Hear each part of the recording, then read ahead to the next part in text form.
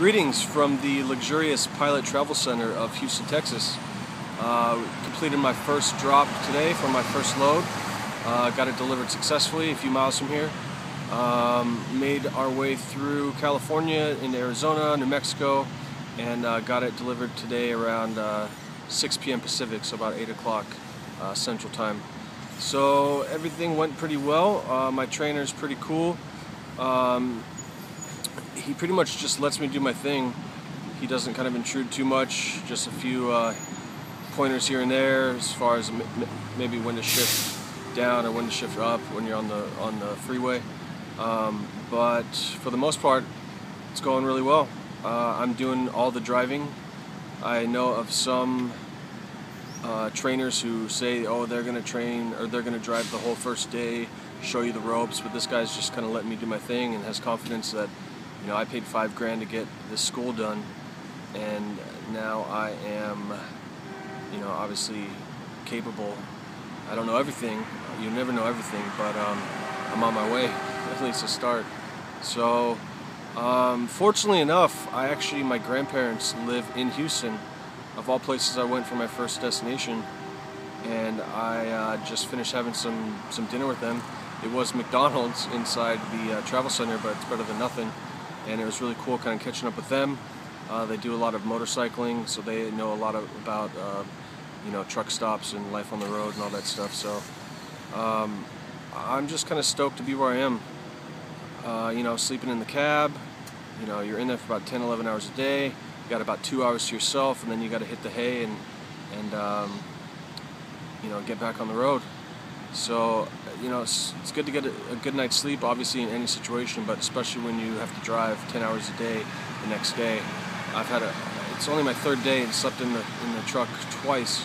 Last night I had a really hard time falling asleep, and I think I got about 5-6 hours, so I made it through the day though. Another sweet hookup was in New Mexico.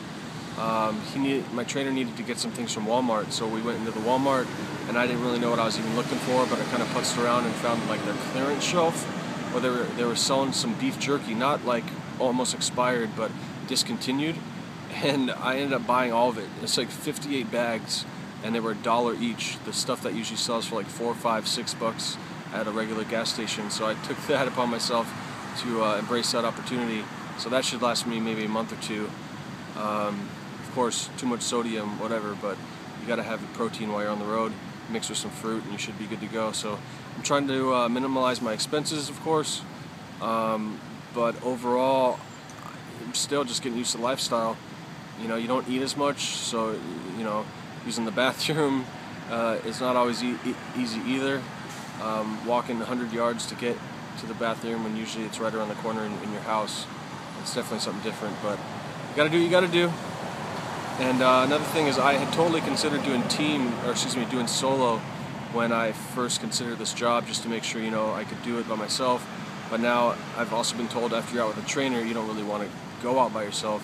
So I did meet a kid at orientation, really cool kid, Iman, and he was talking about doing teams, so I might kind of throw that his way if we want to get some teams going. You get about 7 cents more per mile to start, plus you get a lot more miles because the truck's always moving, so I think that might be a good idea as well. Other than that, I'm starting a shot glass collection. I already had collected one on a road trip a few years ago, but so far I've got an Arizona, New Mexico, and a Texas, so I look forward to getting the other 45 of the continental U.S., and I obviously am not going to drive to Hawaii, and maybe somehow in some way Alaska at some point, but I doubt it. But other than that, I still plan to make these videos. Definitely not every day. You got to find somewhere that has reasonable light and it's kind of private enough where you don't look like some freaking weirdo talking to his phone, holding it awkwardly out in front of him. But keep on trucking. I don't know.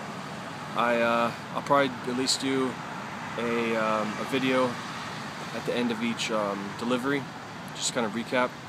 And we don't know where we're going tomorrow. We declined a trip to Arkansas because the road's too thin, and then a trip to Colorado because we'd be driving at night. So I don't know what's next, but I'm pretty sure it's gonna be dope.